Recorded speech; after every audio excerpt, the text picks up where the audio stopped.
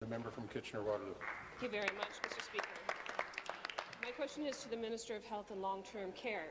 My office is working with Patricia and Don Deighton. Patricia and Don have been married for 64 years, but they are currently forced to live apart because they have differing health needs.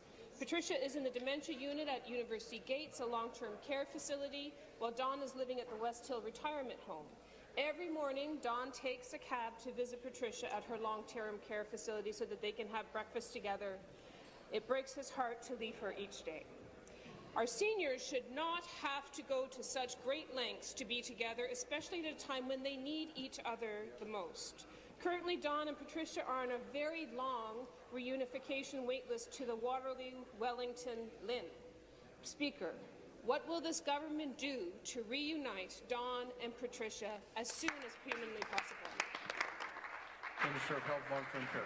Well, thank you, Mr. Speaker. And if I understand I believe I understand the question correctly, that one individual is currently in a retirement home and the other is in a long-term care home. I'm not sure if the first individual has been assessed and is eligible for long-term care or not. Perhaps the member could address that in the supplementary. But we are, in fact, making important changes. I, quite frankly, call them dramatic changes. And one of the member's colleagues, I have to acknowledge, the member from Niagara, was instrumental in encouraging us and helping us look to this issue of reunification of loved ones, of couples, elderly couples, Mr. Speaker. So we're making changes that will and I need to be careful, I'm not sure if the regulation is still posted, proposed changes that will make it much easier for our long-term care homes and for those individuals to be reunited. But perhaps the member, if she doesn't mind, could just indicate whether the individual in retirement is eligible for long-term care. Thank you. Thank you, Speaker, and I will tell the minister that there is a letter in his office with the details. But, Speaker, we need a dramatic change on long-term care almost a decade ago. Otherwise, we would not be in this position right now today. Retirement should not be marked by stress and uncertainty. Don and Patricia's story is just one of the many stories of seniors in my community who are forced to live separately. The waiting time for Don and Patricia to be reunited is currently estimated at more than 1,000 days. These numbers are truly heartbreaking. Couples like Don and Patricia, who have been together for 64 years, shouldn't have to wait 3 years to be reunited. The Dayton's experiences exemplify a broken and fragile long-term care system that is struggling to accommodate our aging population.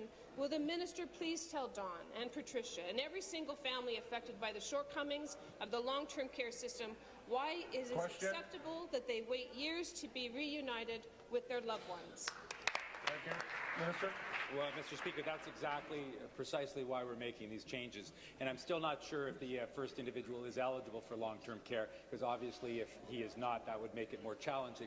But, Mr. Speaker, we are, and I'm going to say proposed, because again, I'm not sure if it's a reg or if it was in the legislation yesterday, but, Mr. Speaker, we're actually creating a separate category specifically to enable us and our long-term care homes and our LHINs and families to reunite those sorts of individuals who are both eligible for long-term care, who want to appropriately, and we should encourage this and facilitate this, who want to live together and live those remaining years together as a couple. So, Mr. Speaker, we're precisely addressing, and again, I have to give credit to my collaboration with the member from Niagara, because we looked at this and how together we might actually evolve a system where improvements are required, and I believe we've got a fix, we've got a solution which will address precisely what the member is asking for.